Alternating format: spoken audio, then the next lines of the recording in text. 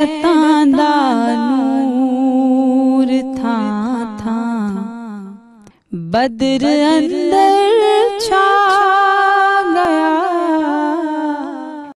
जी नाज़रीन कराम, और आज 17वां रोज़ा है, 17वीं रमज़ानुल मुबारक है आज, और अशरे मग़फ़िरत है, और अल्लाह करीम की रहमत और मग़फ़िरत अपने उरूज पर है। ज़्यादा से ज़्यादा अल्लाह करीम से दुआएं मांगे अपने लिए, तमाम उम्मत मुस्लिमा के लिए।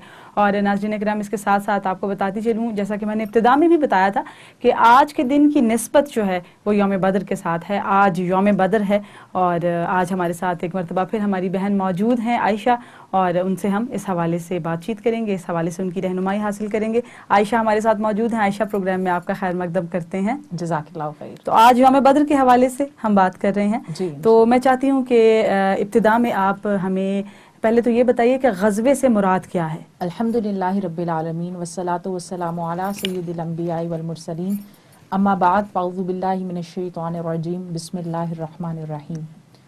सलमा, बहुत शुक्रिया अल्लाह पाक की रहमत कि अल्लाह ताला ने हमें आज का रोज़ा भी नसीब फरमाया, अल्हम्दुलिल्लाह। आज ग़ज़वा बदर है और तारीख़ी अहमियत है 17 रमज़ान के हवाले से। आज 17 रमज़ान है और जैसे कि आपने कहा कि ग़ज़वा बदर के साथ इसको निस्बत हासिल है। ग़ज़वा उस मार्के को कहते हैं जो कुफ्र इस्लाम के दरमियान हो और जिसमें आका करीम अलैहिस्सलातु वस्सलाम नफ्स नफीस खुद उसमें शिरकत करें। तो ग़ज़वा वो तमाम मुहिम्मात जिनमें आका करीम अलैहिस्सलातु वस्सलाम ने अल्लाह ताला की राह में कोशिश की और आका करीम अलैहिस्सलातु वस्सलाम ने बनफ्स नफीस खुद शरीक हुए।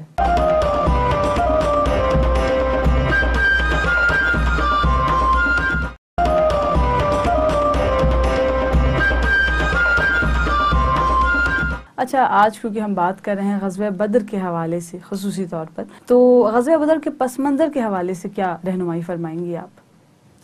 सलमा, आका करीम अलैहिस्सलातु वस्सलाम का जो हिजरत करना था मक्के से, तो वो एक बहुत बड़ा वाक़या था। जब अल्लाह ताला का हुक्म आया हिजरत के लिए आका करीम अलैहिस्सलातु वस्सलाम के लिए, सहाबा तो ज़्यादातर पहले मदीना आ चुके थे, तो आका करीम अलैहिस्सलातु वस्सलाम खुद मदीना तशरीफ़ लाए। मक्के की वो वादियाँ थीं कि जिनमें आका करीम अलैहिस्सलातु वस्सलाम पर राह हक़ में बहुत जुल्म हुआ। आका करीम अलैहिस्सलातु वस्सलाम को पत्थर भी मारे गए, और तमाम हम वाक़यात पढ़ते हैं तो हम हैरत में मुब्तला हो जाते हैं कि वो शख्सियत जो अक़वाम आलम को जहन्नुम से बचाने के लिए आई थी, उसके साथ ये सलूक हुआ। फिर मदीना में जब आका करीम अलैहिस्सलातु वस्सलाम तशरीफ़ लाए तो वहाँ पर एक इस्लामिक स्टेट मदीना में कायम हो गई। लेकिन मक्का के जो कुफ़ार थे उन्होंने फिर भी कोई मौका ऐसा नहीं जाने दिया कि मुसलमानों को तकलीफ़ ना पहुँचाई जा सके। सही। अब कुफ़ारे मक्का वहाँ पर उन्होंने जो मदीना के गैर मुस्लिम थे उनको उन्होंने खुतूत भी लिखे और कहा कि अगर आप इनका साथ देंगे तो हम आपके साथ जो है वो जंग करेंगे। इस किस्म की सूरत हाल थी। आका करीम अलैहिस्सलातु वस्सलाम ने इन तमाम सूरतों में देखिए कि जब मुमकिना तौर पर हो कि अगले की तरफ से हमला हो जाएगा, तो एक पोजीशन जो हमारी हो जाती है वो ये है कि इंसान खुद से प्रिकॉशनरी मेजर्स इख्तियार करता है। तो स्टेट के हाकिम होने के नाते आका करीम अलैहिस्सलातु वस्सलाम ने कुछ मुहिम्मात जो है वो तरतीब दी, और उनमें से एक जो थी वो ये थी कि अबू सुफियान जो है उस वक़्त अभी इस्लाम की दौलत से सरफराज नहीं हुए थे, ये शाम से तजारती काफिला लेकर आ रहे थे। बहुत बड़ा तजारती काफिला था जो कि मदीना के करीब से गुजरना था। अब वो जब काफिला लेके आ रहे थे और उसमें तमाम मक्का के लोगों का सरमाया लगा हुआ था, तो आका करीम अलैहिस्सलातु वस्सलाम ने मंशाए ईज़दी इसी में समझी कि उस काफिले को अगर मक्के ना पहुंचने दिया जाए, जो कि जाकर मुसलमानों के खिलाफ ही इस्तेमाल होना था, तो ये मुसलमानों के हक में एक बड़ी बेहतर सूरत हो जाएगी। तो आका करीम अलैहिस्सलातु वस्सलाम कमो बेश अपने 313 असहाब को लेकर उस काफिले के लिए आप मदीना से आपने कूच किया। अब जब आका करीम अलैहिस्सलातु वस्सलाम ने मदीना से कूच किया तो उस वक़्त आप देखें कि जंग की तो थी नहीं कि जंग के लिए आप तशरीफ़ लेके जा रहे हैं, वरना तो ये होता कि बाकायदा मुनादी की जाती, तमाम जितने सहाबा भी मौजूद थे उनको भी लेके जाया जाता, यानी नॉर्मल सिचुएशन में ये लोग निकले। हाँ जी, ये बेसिकली उस काफिले के लिए मदीना से रवाना हुए। तो ये हमें पसे मंजर में हमें ये चीज़ मिलती है। अच्छा, आप बात कर रही थी हज़रत अबू सुफियान की, तो उस वक्त وقت کے پرسیپشن میں اگر ہم دیکھیں تو کیا ابو سفیان نے جو ہے وہ مزید مشرکین کو بھی دعوت دی اپنی مدد کے لیے؟ ابو سفیان نے جب دیکھا، اس کو یہ پتہ چلا کہ مسلمان پیش قدمی کر رہے ہیں اس کے قافلے کی طرف، تجارتی قافلے کی طرف، تو اس نے زمزم غفاری ایک شخص تھا، اس کو جا کے اس کو کہا کہ تم مکہ میں جاؤ اور وہاں پہ ان لوگوں کو مطلع کرو کہ تمہارا مال خطرے میں ہے۔ جب زمزم غفاری مکہ میں آیا تو اس وقت جو احتجاج کرنے کا ایک صورت تھی اس نے وہ اپنائی، اور اس نے اپنے اونٹ کو جو ہے اس نے اس کا کجاوا الٹا کر دیا، اور اس نے جو ہے وہ کہا کہ یا معشر القریش اللطیمہ اللطیمہ، اے قریش کے لوگوں بچاؤ بچاؤ، قافلے کو پہنچو قافلے کو پہنچے۔ اس قسم کے اس کے الفاظ تھے جن سے ایک تشویش مکہ کے لوگوں میں آ گئی۔ اس کے حوالے سے ایک میں بڑی خوبصورت بات جو تاریخ ہمیں بتاتی ہے وہ بھی آپ کے ساتھ عرض کروں۔ 3 دن پہلے آقا کریم علیہ السلام کی پھپھو حضرت عاتقہ رضی اللہ تعالی عنہا نے مکہ میں ایک خواب دیکھا۔ خواب یہ دیکھا کہ ایک شخص ہے اور وہ آواز لگا رہا ہے کہ اپنی مقتل گاہوں کو پہنچو، اپنی مقتل گاہوں کو پہنچو، اور ایک اس کی عجیب صورتحال ہے۔ اتنے میں ایک بڑی چٹان گری ہے اور اس کے ریزے تمام مکہ کے گھروں میں گرے ہیں۔ جب وہ بیدار ہوئیں تو انہوں نے جو ہے وہ اپنے گھر میں اس کا ذکر کیا اپنے بھائی حضرت عباس سے۔ اس وقت حضرت عباس بھی مشرف اسلام نہیں ہوئے تھے، تو حضرت عباس رضی اللہ تعالیٰ عنہ سے انہوں نے کہا کہ مجھے لگتا ہے کہ مکے میں کوئی غیر معمولی واقعہ، یہ 3 دن پہلے کی بات ہے، یعنی زمزم غفاری کے پہنچنے سے پہلے کوئی غیر معمولی واقعہ پیش آنے والا ہے۔ اب حضرت عباس رضی اللہ تعالیٰ عنہ سے انہوں نے کہا کہ ابھی آپ اس کا کسی کے ساتھ ذکر نہ کیجئے گا، لیکن وہ کہا جاتا ہے نا کہ زبان سے جب بات آپ کے نکل جاتی ہے تو وہ پھر آپ کی نہیں رہتی، تو تذکرہ بہرحال ابو جہل تک پہنچ گیا۔ تو ابو جہل تو خاندان رسول صلی اللہ علیہ وآلہ وسلم کو تکلیف پہنچانے کا کوئی موقع ہاتھ سے جانے نہیں دیتا تھا۔ حضرت عباس طواف کر رہے تھے، اس نے اپنی وہ مسند پر بیٹھا تھا جہاں حرم میں جو مسند لگتی تھی سرداران قریش کی، اس میں وہ بیٹھا تھا، اور اس نے کہا کہ عباس میری بات سنو۔ جب حضرت عباس اس کے پاس گئے تو اس نے کہا کہ کیا بنو قریش میں ایک نبی تھوڑا تھا کہ ایک خاتون نے بھی نبی ہونے کا دعویٰ کر دیا ہے؟ تو آپ کو بات سمجھ نہ آئی۔ اس نے کہا کہ میں نے سنا ہے کہ تمہاری بہن نے جو ہے وہ کہا ہے کہ اس نے یہ خواب دیکھا ہے، اور اگر 3 دن میں کوئی واقعہ رونما نہ ہوا تو ہم یہ لکھ کے لٹکا دیں گے کعبۃ اللہ کی دیوار کے ساتھ کہ سب سے جھوٹا خاندان جو ہے وہ خاندان قریش ہے۔ اب حضرت عباس جو ہے اس وقت تو آپ نے بات کرنا اس سے مناسب نہ سمجھا اور آپ گھر تشریف لائے، تو خواتین جو آقا کریم علیہ السلام کی خاندان کی خواتین تھیں انہوں نے کہا کہ عباس تم نے کیا کیا؟ پہلے وہ ہمارے مردوں پہ بات کرتا تھا، وہ ہماری خواتین تک پہنچ گیا، تم نے نہیں۔ اب حضرت عباس نے کہا کہ اب اگر اس نے بات کی نا تو میں جو ہوں وہ اسے بتاؤں گا۔ اتنے میں ہی جب آپ باہر تشریف لے گئے 1-2 دن کے مطلب اسی 3 دن کے اندر تو آپ نے دیکھا کہ ابو جہل بھاگ رہا ہے۔ آپ نے سمجھا کہ شاید یہ میری ہیبت کی وجہ سے بھاگ رہا ہے کہ اس دن اس نے جو بدتمیزی کی ہے، لیکن پتہ چلا کہ زمزم غفاری آ چکا تھا، اور وہ وہی صدائیں لگا رہا تھا جو خواب میں کہا گیا کہ آپ نے حضرت عاتقہ نے دیکھی تھی کہ قافلے کو پہنچو قافلے کو پہنچو، اور وہ مدد کے لیے جو ہے وہ پکار رہا تھا۔ تو اس سے بھی ایک ہو گیا کہ یہ ایک بہت بڑا واقعہ جو ہے وہ رونما ہونے والا ہے، اور زمزم غفاری کی مدد کے لیے جو ہے مکے کے مشرکین جو ہے وہ اکٹھے ہونا شروع ہو گئے تاکہ ابو سفیان کی قافلے کو پروٹیکٹ کیا جا سکے، جس میں ان کا اپنا مال بھی شامل تو یہ کتنے لوگ تھے، ان کی تعداد کتنی تھی؟ تاریخ میں ملتا ہے کہ یہ جو ان لوگوں کی تعداد تھی وہ 900 سے زائد افراد تھے، یہ لوگ 1000 کے لگ بھگ ان کی تعداد تھی، اور ان میں یہ ہر قسم کے جدید اسلحے سے یہ لیس تھے، اور چونکہ ان کا جو ہے وہ ارادہ یہی تھا کہ کوئی بھی ایسی اگر صورت ہمیں آتی ہے تو ہم جو ہے اس کا مقابلہ کریں گے، تو ہر طرح سے یہ فلی پریپیئرڈ یہ جو ہے وہ مدینہ کی طرف روانہ ہوئے۔ اچھا، اس صورتحال میں جبکہ تقریباً 1000 لوگ جو ہیں وہ ابو سفیان کے قافلے کو پروٹیکٹ کرنے کے لیے نکلتے ہیں، تو ظاہر ہے وہاں پہ صحابہ کرام رضوان اللہ تعالی اجمعین کے ہاں بھی ایک تناؤ کی سی کیفیت بن گئی تھی، اور نظر آ رہا تھا کہ اب لڑائی ہونے جا رہی ہے، تو اس وقت ان کا جو جذبہ تھا وہ کیا تھا؟ آقا کریم علیہ السلام کو جب اس صورتحال کا پتہ چلا کہ ابو سفیان کا قافلہ بھی موجود ہے جس کی طرف یہ بڑھے تھے مدینے سے، اور دوسری طرف سے پتہ چلا کہ مشرکین مکہ بھی ایک بہت بڑا جو ہے وہ لشکر لے کر اسلام کے خلاف جو ہیں وہ تیار ہو کے آ رہے ہیں. تو آقا کریم علیہ الصلوۃ والسلام نے اپنے صحابہ کو اکٹھا کیا اور ان سے مشورہ طلب کیا.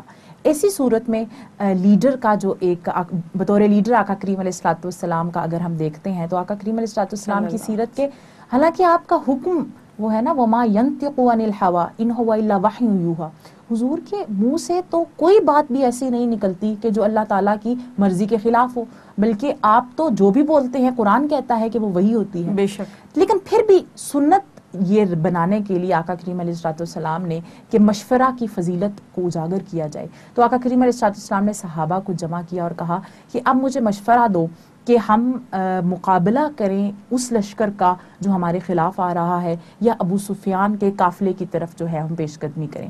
کچھ صحابہ نے اس خیال سے کہ ابھی جو ہے وہ کچھ عرصہ ہی ہوا ہے، کیونکہ یہ 2 ہجری میں یہ واقعہ پیش 2 سال مطلب ہوئے تھے مسلمانوں کو ایک اسٹیٹ کو اسٹیبلش کیے ہوئے، تو ان کا یہ خیال تھا کہ ابھی جو ہے یہ کہیں قبل از وقت نہ ہو جائے، تو انہوں نے کہا کہ ابو سفیان کے قافلے کی طرف پیش قدمی ہم کرتے ہیں. لیکن آقا کریم علیہ الصلوۃ والسلام نے جب یہ سنا تو آقا کریم علیہ الصلوۃ والسلام نے اسے پسند نہ فرمایا. تو آقا کریم علیہ الصلوۃ والسلام کے مزاج آشنا حضرت ابو بکر و عمر رضی اللہ تعالیٰ عنہ اٹھے اور انہوں نے بڑی خوب جو ہے وہ گفتگو کی اور کہا کہ یا رسول اللہ صلی اللہ علیہ وآلہ وسلم آپ جو چاہتے ہیں آپ کیجئے، آپ ہمیں ساتھ پائیں گے. لیکن آقا کریم علیہ الصلوۃ والسلام نے مزید جو ہے وہ مشورہ طلب کیا. تو مکہ کے مہاجرین کی طرف سے ہی، یعنی مکہ سے جو لوگ ہجرت کر کے آئے تھے، حضرت مقداد رضی اللہ تعالیٰ عنہ اٹھے اور انہوں نے آقا کریم علیہ الصلوۃ والسلام کی خدمت میں عرض کیا یا رسول اللہ صلی اللہ علیہ وسلم جو اللہ کا حکم ہو اس پر عمل کیجئے، ہم بہرحال آپ کے ساتھ ہیں. اللہ کی قسم ہم آپ کو کبھی وہ جواب نہیں دیں گے جو موسیٰ علیہ السلام کو ان کی قوم نے دیا تھا کہ آپ اور آپ کا رب جا کر لڑیں، ہم تو یہیں بیٹھیں گے. یا رسول اللہ صلی اللہ علیہ وسلم ہم یہاں نہیں بیٹھیں گے بلکہ جب تک دم میں دم ہے آپ کا ساتھ دیں گے. ہم آپ کے آگے ہوں گے، ہم آپ کے پیچھے ہوں گے، ہم آپ کے دائیں سے آپ کا ساتھ دیں گے، ہم آپ کے بائیں سے آپ کا ساتھ. سبحان اللہ. ہمیں تو آپ اگر برق الغماد لے جانا چاہیں تو ہم وہاں بھی چلے جائیں گے. حبشہ میں ایک شہر تھا برق الغماد جو کہ بہت دوری کے حساب سے ضرب المثل تھا. تو حضرت مقداد نے کہا یا رسول اللہ صلی اللہ علیہ وآلہ وسلم اگر آپ جو ہے وہ ہمیں کہیں ہم تو وہاں تک چلے جائیں تو ہم جیسا آپ حکم ارشاد فرمائیں گے. تو یہ تو ان کا جذبہ تھا کہ جو پہلے ہی اپنا گھر بار لٹا کر آقا کریم علیہ الصلوۃ والسلام کے ساتھ ہجرت کر کے تشریف لائے تھے. لیکن آقا کریم علیہ الصلوۃ والسلام نے پھر جب مشورہ طلب کیا تو انصار جو آقا کریم علیہ الصلوۃ والسلام کے میزبان تھے انہوں نے یہ سمجھا کہ اب حضور صلی اللہ علیہ وآلہ وسلم جو ہے وہ ہم سے کچھ سننا چاہ رہے ہیں. تو آپ نے جب آقا کریم علیہ الصلوۃ والسلام نے ارشاد فرمایا اشیروا علیہ مجھے مشورہ دو، تو حضرت سعد ابن معاذ رضی اللہ تعالیٰ عنہ اٹھے جو کہ ایک سردار تھے اور آپ نے کہا یا رسول اللہ صلی اللہ علیہ وسلم شاید آپ ہماری رائے جاننا چاہتے ہیں. آقا کریم علیہ الصلوۃ والسلام نے کہا بالکل یہی بات ہے.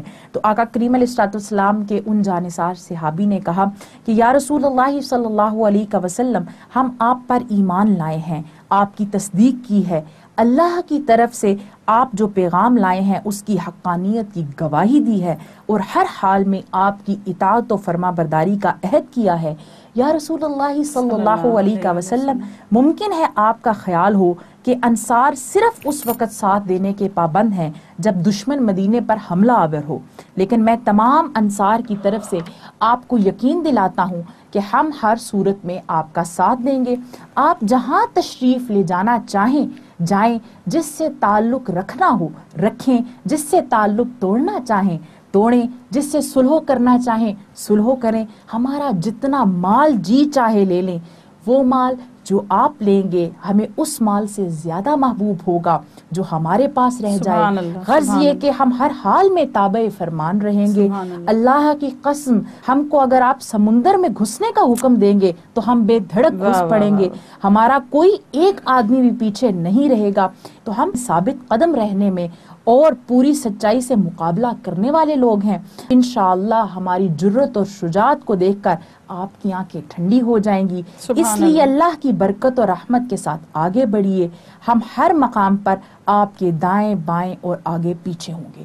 جب یہ انہوں نے تقریر کی اور انصار کی طرف سے ایک بہت پازیٹیو رسپانس آیا تو آقا کریم علیہ الصلوۃ والسلام نے ارشاد فرمایا آگے بڑھو, تم کو بشارت ہو کہ میرے رب نے دو میں سے ایک چیز کا میرے ساتھ وعدہ کر رکھا ہے, یا تو قافلہ ہاتھ آ جائے گا یا ہمیں دوسری صورت میں فتح ہو جائے گی. آقا کریم علیہ الصلوۃ والسلام نے کہا کہ اور میں دیکھ رہا ہوں کہ کس نے کہاں پر گرنا ہے, اور یہی پیشن گوئی بعد میں پوری بھی ہوئی. اچھا, آقا علیہ الصلوۃ والسلام جب نکلے تھے مدینہ طیبہ سے تو ظاہر ہے کوئی مارکے کی نیت سے تو نہیں نکلے تھے, تو پھر پیچھے کے کیا اقدامات تھے مدینہ طیبہ کی حفاظت کے لیے, یا وہاں جو لوگ موجود تھے ان کی حفاظت کے لیے کیا اقدامات کیے گئے؟ چونکہ آپ جانتی ہیں کہ مدینہ کے اندر سے بھی اور مدینہ کے باہر سے بھی کچھ مشکلات کا مسلمانوں کو سامنا کرنا پڑ سکتا تھا آقا کریم علیہ الصلوۃ والسلام کی غیر موجودگی میں. تو اس حوالے سے آقا کریم علیہ الصلوۃ والسلام نے مدینہ کا نگران حضرت ابو لبابہ رضی اللہ تعالی عنہ کو مقرر کیا, اور اس کے علاوہ باقی بھی کچھ اصحاب کو کچھ ڈیفرنٹ ڈیوٹیز جو ہیں وہ تفویض کی کہ وہ آپ نے مسلمانوں کی جو ایک تعداد مدینہ سے باہر ہے ان کی غیر موجودگی میں آپ نے سر انجام دینی ہے. اچھا, اب جیسا کہ میں نے اس سے قبل بھی کہا کہ آقا علیہ الصلوۃ والسلام چونکہ جنگ کی نیت سے نہیں نکلے تھے تو ظاہر ہے اس طرح سے وہ ان کے پاس اس طرح سے وہ ایکوپمنٹ بھی موجود نہیں تھا. تو کیا معجزات تھے جو وہاں پر پیش آئے اور اللہ کریم نے کس طرح سے مسلمانوں کی تائید و نصرت فرمائی؟ اچھا سلمہ, یہ جو سفر تھا نا اس میں ایک تو مساوات کا درس بھی ہمیں بہت ملتا ہے. اس میں اگر ہم دیکھیں تو آقا کریم علیہ الصلوۃ والسلام جب نکلے نا تو جیسے آپ نے کہا کہ آلات حرب و ضرب کی کمی تھی مسلمانوں کے پاس اور نیت بھی وہ نہیں تھی, تو 3 لوگوں کے پاس ایک اونٹ تھا جس پر وہ باری باری سواری کیا کرتے تھے. آقا کریم علیہ الصلوۃ والسلام نے جن 2 شخصیات کو اپنے ساتھ مقرر کیا کہ وہ آقا کریم علیہ الصلوۃ والسلام کے شریک سواری ہوں گے, ان میں حضرت علی اور حضرت زید رضی اللہ تعالی عنہما دونوں تھے. ایسا نہیں تھا کہ آقا کریم علیہ الصلوۃ والسلام لیڈر تھے اور چاہتے تو وہ سواری کا کیا تھا, لیکن آقا کریم علیہ الصلوۃ والسلام نے مساوات کو اپنی ذات سے شروع کیا اور آپ نے اپنے ساتھ ان کو مقرر فرمایا. اب آقا کریم علیہ الصلوۃ والسلام کے جب سواری سے سوار ہونے کی باری ختم ہوئی اور آقا کریم علیہ الصلوۃ والسلام کے دونوں اصحاب کی باری آئی تو انہوں نے کہا یا رسول اللہ صلی اللہ علیہ وآلہ وسلم, ہم اپنی باری آپ کو دیتے ہیں, آپ تشریف فرما رہی ہے. تو آقا کریم علیہ الصلوۃ والسلام نے جو جملے ارشاد فرمائے نا بڑے خوبصورت تھے. آقا کریم علیہ الصلوۃ والسلام نے ارشاد فرمایا نہ تو طاقت میں تم مجھ سے قوی ہو کہ تم چل سکتے ہو, میں نہیں چل سکتا. سبحان اللہ. ٹھیک ہے, جس کے کندھوں پر بار نبوت آیا اس کی طاقت کا کیا اندازہ, اور نہ ہی مجھے ثواب سے بے نیازی ہے کہ ثواب تمہیں چاہیے اور اللہ کی رضامندی مجھے نہیں چاہیے. تو اس حوالے سے اور پھر اگر ہم دیکھیں تو اس وقت جو معجزات آقا کریم علیہ الصلوۃ والسلام کے ظہور پذیر ہوئے ان میں ایک معجزہ یہ تھا کہ ایک اونٹ جو ہے, دیکھیں نا ماہ رمضان تھا اور مسلمانوں کی جو اس وقت مالی کیفیت تھی وہ بھی اتنی کشادگی کی نہیں تھی, تو کجا یہ کہ جانوروں کے کھانے پینے کا اور تمام معاملات کا اس طرح سے کفایت کے ساتھ انتظام ہو سکتا. تو آقا کریم علیہ الصلوۃ والسلام کے صحابہ میں سے ایک صحابی کا اونٹ جو ہے جس کے اوپر 3 صحابہ نے سواری کرنی تھی وہ بیٹھ گیا. تو آقا کریم علیہ الصلوۃ والسلام کے صحابہ پریشان ہوئے کہ قافلے کے ساتھ ہم کس طرح سے چلیں گے اگر یہ اونٹ ہی ہماری سواری ہی ہمارا ساتھ نہیں دے رہی. تو آقا کریم علیہ الصلوۃ والسلام نے ایک برتن منگوایا اور اس برتن میں آپ نے کلی فرمائی اور کلی کرنے کے بعد وہ پانی اس اونٹ کو پلا دیا. تو روایات میں آتا ہے وہ جو لاغر ہونے کی وجہ سے سب سے پیچھے رہ گیا تھا اس کی سپیڈ باقی تمام کی نسبت سب سے تیز ہو گئی. تو اس طرح کی اور بھی بہت سے معجزات اس دن کو جو ہے وہ رونما پذیر ہوئے, اور تمام سفر میں بھی, اور اس کے علاوہ جب 17 رمضان کا دن آیا اس میں بھی ہم دیکھتے ہیں کہ بہت سے دن آئے. اچھا عائشہ, دیکھیں یہ مارکا, یہ واقعہ جو پیش آیا یہ رمضان المبارک کے مہینے میں پیش آیا, یہ اس کے علاوہ بھی کسی روز پیش آ سکتا تھا, کسی اور دن بھی پیش آ سکتا تھا, لیکن یہاں جو سوال ذہن میں ابھرتا ہے وہ یہ ہے کہ غزوہ بدر کا اور روزے کا آپس میں کیا تعلق ہے؟ دیکھیں صحابہ تو ستاروں کی مانند ہے نا، آقا کریم علیہ الصلوۃ والسلام نے ارشاد فرمایا جس کی پیروی کرو گے ہدایت پا جاؤ گے۔ تو یہ مسلمانوں کو یہ بھی ایک سکھانے کے لیے تھا یہ عمل جو کہ غزوہ بدر ماہ رمضان میں آیا، کہ وہ مسلمان جو آقا کریم علیہ الصلوۃ والسلام کے صحابہ تھے، اگر وہ عرب کی گرمی، روزے کا مہینہ اور غربت کا یہ عالم کہ وہ کھجور جس کو چوس کے روزہ رکھا جاتا اسی کو چوس کے افطار کیا جاتا، ایسی حالت میں بھی اگر وہ اللہ تعالیٰ کی راہ سے ایک تنکا بھی پیچھے نہیں ہٹے، تو آج کا مسلمان اس کو اس بات میں کیا مصیبتیں ہیں؟ کیا وہ میدان بدر سے زیادہ مسجد اس کے لیے گرم ہے کہ وہ تراویح کی نماز پڑھنے کے لیے جو ہے وہ مسجد میں نہیں جا سکتا؟ اگر ہم نوجوانان اسلام کی بات کریں، کیا خواتین اسلام کی وہی حالت ہے گھروں میں کام کاج کے دوران جو اس وقت کی خواتین کی گھروں میں تھی کہ پتہ نہیں واپسی ہوگی ہمارے مردوں کی یا نہیں ہوگی، اور اس میں بھی وہ نماز میں سستی کرتی ہیں؟ یعنی یہ تمام سینیریو صرف یہ تھا کہ جب بھی اللہ تعالیٰ کی راہ میں کام کرنے کی باری آئے تو اس وقت آپ کے روزے یا آپ کا کوئی بھی عذر آپ کی راہ میں حائل نہ ہو۔ جب صحابہ روزوں میں اپنے تمام معمولات زندگی اسی طرح سے جاری رکھ سکتے ہیں، تو آج کا مسلمان جو کہ انہی کو فالو کرنے کی بات کرتا ہے اس کے لیے یہ آر کیوں ہے؟ عائشہ، انتہائی خوبصورت اور سبق آموز اور موٹیویشنل گفتگو جیسا کہ ہمیشہ ہی آپ کرتی ہیں، تو اللہ کریم آپ کی توفیقات میں اضافہ فرمائے۔ انشاءاللہ اگلی نشست میں کسی اور موضوع کے ساتھ انشاءاللہ ہم مل بیٹھیں گے اور ناظرین کی رہنمائی فرمائیں گے انشاءاللہ تعالی۔ بہت بہت شکریہ آپ کا، اللہ کریم آپ کو جزائے خیر عطا فرمائے۔ آمین۔